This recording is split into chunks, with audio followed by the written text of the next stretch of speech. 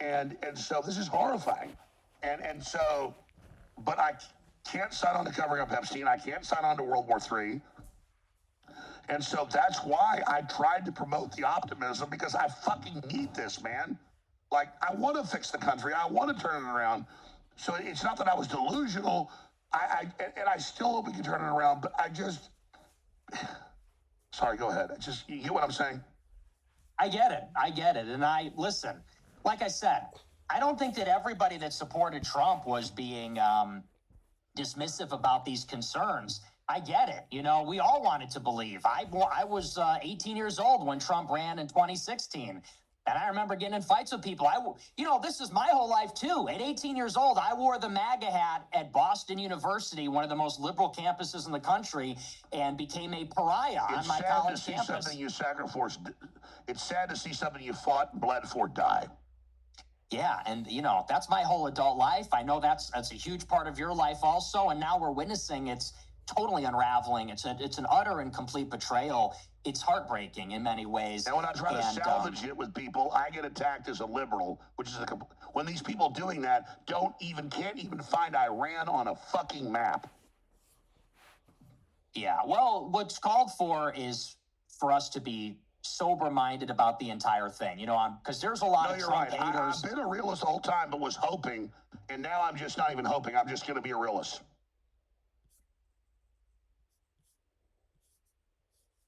This stupid fucking ridiculous hat when I was in college, like an idiot. When I was 18, I had people threatening to kick my ass. I wore this in the cafeteria. I became a pariah, and look at what it has profited all of us.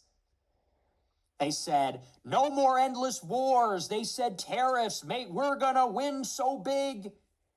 They said, we're going to build a wall. Mexico will pay for it. It just got 10 feet taller. It was a lie.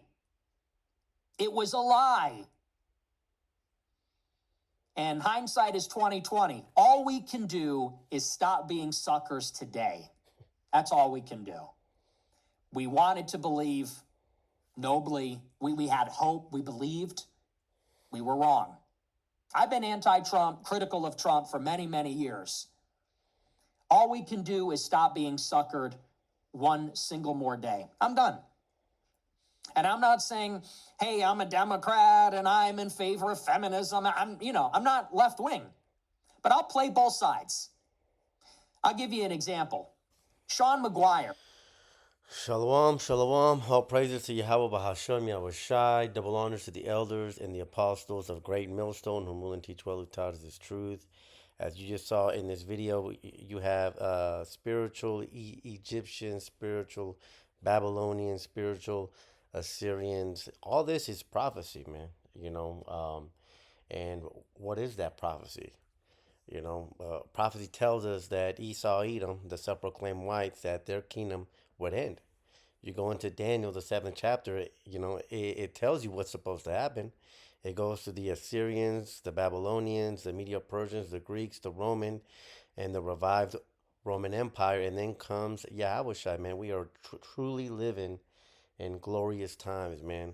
Yahushua himself told his apostles that many prophets would have liked to see what they see, man. Many of our forefathers would have liked to see and live in these times, man, because the times of our captivity are coming to an end, man. Acts 1 verse 6, our forefathers asked Yahushua when he came back from the grave, will thou now restore the kingdom? So our forefathers were looking forward to what we are living on a day-to-day basis. And you see these Edomites beginning to panic. You see these Edomites beginning to turn on each other. They have been fooled, man. So why do Yahweh Hashem Yahushua that he gave us the eye salve early on to be able to begin to change our spiritual garments, man? This is all prophecy, man. Ecclesiastes 3 verse 1. To everything there is a season and a time to every purpose under the heaven. I'll go down here. A time to weep and a time to laugh, a time to mourn and a time to dance, man. And we are in the transition period. We are transitioning from our time of weeping to a time of laughing. And even now, our laughing has started, man. All right? Even now, our laughing has started. Why? Because we get to see our enemies fall down, which is a blessing, man. Think about everything that our forefathers had to go through, man. Think about the seven. Uh, think about the seven brothers in Second Maccabees, the seventh chapter, man. Think about all the pain that we as a people have had to endure. And now, you know, as the scriptures say, every tear shall be wiped, man. Why is every tear going to be wiped? Because again, because our time of weeping, our time of captivity is over, man. All right, our time of captivity is over. Psalm 75 verse 6. For promotion cometh neither from the east, nor from the west, nor from the south. But the Most High is the judge. He puts down one and sets up another, man. And that's exactly what happened to us. Isaiah, the 17th chapter, Jeremiah, the 17th chapter, when we discontinued from our heritage, Deuteronomy, the 28th and the 68th verse, all that book, all those curses, man. We ourselves had to go through it, man. And now the tides are shifting, man. Yahweh Bahashem, Yahushai, is putting down Esau and he's raising up Jacob. 2 Ezra 6 verse 9, man. We are living in a beautiful time, and that guy who you just saw, that's Nick Fuentes, man. This is, and as you heard him, say, he was in this movement, well, in the mega movement, way before everybody else, man. And time again, these Edomites, even these Edomites, they themselves begin to be disillusioned by the promises of their own people. Nick Fuentes is one. You got what's that other guy from Kentucky? Oh gosh, from Kentucky, Rand Paul. You got Thomas Massey. You got Marjorie Taylor Greene. All of these people that went up for Trump. And why is that important? Because Trump is a representation of Esau's kingdom. All these people bowed down to the image, man. They bowed down to the image according to Revelations, the 13th chapter, man. They were one with the system. But now, as you heard it from his own voice, man, what have these people got? Nothing, man. Nothing. And the scriptures talks about that. Let's get that. Isaiah 31 verse 1. Woe to them that go down to Egypt for help, man. And I want to transition from speaking about the Edomites, because like I said earlier, man, these Edomites are beginning to wake up to the disillusion of the lies by their own people, man. And the scriptures say, he that is not good to himself, who shall he be good to, man? And so, what's that mean? If Esau Edom, while he's in charge, if he's not good to his own people, how can he be good to anybody else, man? And that's how we know who the wicked is, because what is the very first thing? Even our people, 2/3, when our people, hit the lottery, or they or they come into some money, what's the very first thing that our people do? They buy mom a house, they take care of their family, and they take care of their so-called day ones. Well, look at what Esau does, man. Esau has won the earthly lottery, man. He's got the fatness of the earth, and what does he do? He does nothing for his people. He does nothing for his veterans. He does nothing for his own people. So now for 2/3 of our people, how can you possibly still think that this man is out for you, that he's going to look after you? No, man. These people are here to take us down, to attempt to take us down, man. And the scriptures talk about us scarcely being saved, man. Woe to them that go down to Egypt for help, man. And we know that America is spiritual Egypt according to Revelations 11 verse 8. And so anybody trusting in this American empire, man, has nothing but destruction coming to them. Our people have to begin to wake up, man. Again, even these Edomites are beginning to wake up. It says, and stay on horses and trust in chariots, because they are many. And that's the state of our people, man. Oh, America's not going to go down. Well, take a look at the people that are stranded in the airports in Dubai or in other countries, man. They thought everything was chill, and now they can't get and now they can't leave, man. That's coming to us, man. That's coming to America. Ezekiel 38th chapter talks about going to the city of unwalled villages, man. You know, matter of fact, calls Isaiah, the 47th chapter, come down and sit in the dust, O virgin daughter of Babylon, man. And that goes hand in hand with Ezekiel, the 38th chapter, when it talks about those unwalled villages. And why is it called the city of unwalled villages? Because this place has never truly been invaded, other than, you know, when the French came, you know, and they burned down the White House. But you know, that was a small skirmish, man. That was a small skirmish when compared to what all these other countries have gone through. You know, look at. I mean, these Americans could not handle one day in the life of a so-called Palestinian or in the life of a so-called Iranian, man. But that's what's coming. That's why the scripture calls them, "Oh, virgin daughter of Babylon," because this bitch hasn't been touched, man. This bitch has not been touched in the way that these other kingdoms have, man. But you know who is going to come and put these people to shame? Isaiah the 63rd chapter, man. Yahweh Shai has a sacrifice in Basra, and he alone will tread it. That's why this place is called the Virgin Daughter, because nobody else is going to take this place out. This is called the Virgin Daughter because only Yahweh Shai himself is going to take her out. It says, sit on the ground. There is no throne, O daughter of the Chaldeans, for thou shalt no more be called tender and delicate, man. America is ending, man.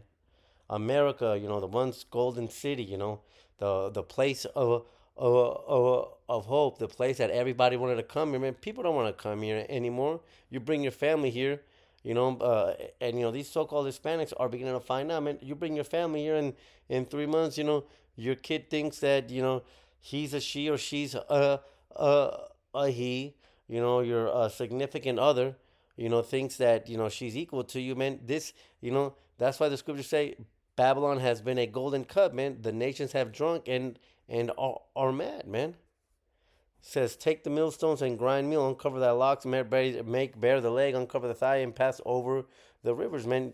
Esau Edom is being exposed for who they are. Verse 3, thy nakedness shall be uncovered. It says, right here, verse 6, I was wroth with my people. I have polluted mine inheritance. And again, going back to Ecclesiastes, the 3rd chapter, this was, you know, the time of sorrows is over, and gave them into thine hand, man. You know, let's not forget, man, you know, this is not the time to feel sorry for these people, man. All right? These are the same people that said, raise it, man. You know, these are the same people when we were fleeing ancient Egypt. These were the very first people who tried to attack us in our weak state, man. So when you see, you know, Alex Jones crying, you know, talking about it's got to work. No, it doesn't have to work, man. And, you know, so why do Yahweh Hashem Yahushai for sending us pastors after his own heart, man, to teach us, man, because we are, you know, we knew that these times were coming, man, and that's a faith booster. I know I said that in my last video, man, but if brothers ever needed a faith booster, man, look around you, man. Everything that the prophets have said, starting with our elders and the apostles, is coming to pass, man. We have the roadmap to salvation. Literally, we literally have the screenplay. This is going to happen, and then this is going to happen, and then this is going to happen. And so when we see these things happening, man, you know, though, you know, the flesh may be weak, you know, because, you know, we all got, you know, the scriptures talk about chains of darkness, man. You know, the flesh is weak, but the spirit is willing. So you know, sometimes, you know, the flesh may get scared, man, but, you know, we have the script, man. We know what's next because page 1, page 2, and page 3, per se, have come to pass. We know what's in page 10. We know the end of this book, and that's salvation. So even though page 5, page 6, page 7 may get scary, may sound scary, man, page 10 is coming. Why? Because the other 9 pages have come, man. It says, thou didst show them no mercy. Upon the ancient hast thou very, very heavily laid thy yoke, man. And of course he has. You know, trying to make it to where, you know, 80-hour work weeks, trying to get rid of the retirement age, man. These people haven't had no mercy on us. So now it's their time, man. Now is their time, and thou says, I shall be a lady forever. So thou didst not lay these things to thy heart, neither didst remember the latter end of it. Man, these people thought that their kingdom was going to continue forever, but the scriptures goes against that. Mark 3:25. And if a house be divided against itself, that house cannot stand, man. All right. And these people are truly divided right now. These people are beginning to wake up. They've been played. I mean, we in this truth, we've lost friends, family members, and we've lost it for righteousness, right? Because this is the 100% truth. These other, people that have lost family members, friends, even got divorces, you know what I'm saying? These people have lost all these things for a liar. And now they're beginning to wake up. Think about that, man. How many people is out there that have had their families broken, torn apart, also financially from divorces, or even from family members, lost business deals, and now they're beginning to be disillusioned and wake up to the lies. Man, these people are pissed. These people are pissed, man. And the scriptures talk about it. Matthew the 24th chapter, nation shall rise up against nation. Second Ezra the 16th chapter, man. Talks about that. There shall be sedition amongst men, man. What a beautiful time to be alive, man. What a beautiful time to be alive. What else did I have? Oh yeah, we'll go ahead and close it out with Isaiah 61, verse 1. The spirit of Yahweh Ba'ashem Yahushai is upon me, because Yahweh Ba'ashem Yahushai has anointed me to preach good tidings unto the meek. And just as the Spirit was on the prophet Isaiah, the Spirit has been on the prophets again. Revelations 11 talks about the Spirit entering into them after 3.5 days. Ezekiel 37, those dry bones. We now have the Spirit, and we've been preaching the good tidings to the meek. Who are the meek? The so-called blacks, natives, and Hispanics, man. He has sent me to bind up the brokenhearted, to proclaim liberty to the captives. And that's exactly who we are, man. The captives, man. And the opening of the prison to them that are bound. And what is that prison? Baruch, the 4th chapter. We know this day that we are still in our captivity and are subject to payments, man. And who are we under captivity? Again, Daniel, the 7th chapter, talks about the revived Roman Empire, man. All right, Yahushua came to free the meek and to free those captives, man. Matthew, the 5th chapter, the Sermon on the Mount that, we grew up in Christianity or whatever other false doctrine, man. Talking about the poor, talking about those that mourn, talking about, breaking every chain, man. That's talking about the Israelites, man. See, this book has always been about us, man. And we get to see this book come to life, man. So Wada Yahweh Hashem Yahushai, man, because the captives are beginning to see their shackles beginning to feel less heavy, man. Babylon is falling, man. Babylon is falling. Babylon is falling, man. So until the next one, shalom.